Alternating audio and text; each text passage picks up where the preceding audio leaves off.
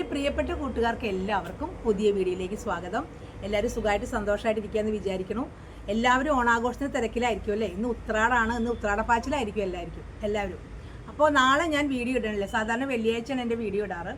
പക്ഷേ ഞാൻ വെള്ളിയാഴ്ച ഇടണില്ല, കാരണം ഓണായതുകൊണ്ട് ആർക്കും കാണാൻ പറ്റില്ലല്ലോ. ആദ്യമായിട്ട് എല്ലാവർക്കും എല്ലാവർക്കും ഞങ്ങളുടെ വക ഓണാശംസകൾ. ഹാപ്പി ഓണം. എല്ലാവർക്കും സമ്പൽ സമൃദ്ധിയുടെയും സന്തോഷത്തിൻ്റെയും സമാധാനത്തിൻ്റെയൊക്കെ ഒരു ഓണം ആശംസിക്കുകയാണ്.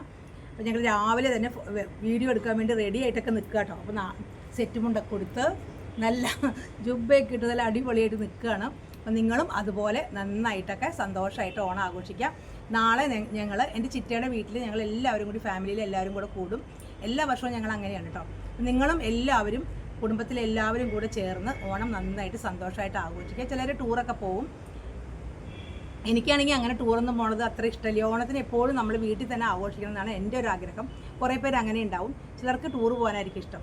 ഞങ്ങൾ ഇപ്രാവശ്യം പൂവൊക്കെ ഇട്ടിട്ടുണ്ട്. എൻ്റെ മോളുടെ ആദ്യത്തെ ഓണമാണ്.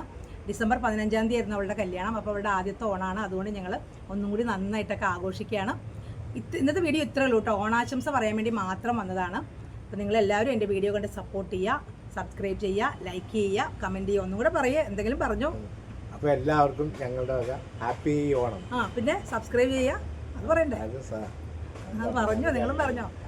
പ്രേംചേട്ടൻ പാവാണെന്നൊക്കെ കഴിഞ്ഞ വീഡിയോയിൽ കമന്റ് ഇട്ടിട്ടുണ്ടായിരുന്നു. അത്ര പാവൊന്നും അല്ല കേട്ടോ. അപ്പോൾ ശരി, എല്ലാവർക്കും ഒന്നും കൂടി ഓണാശംസകൾ പറയുകയാണ്. എല്ലാവർക്കും ടാറ്റാ.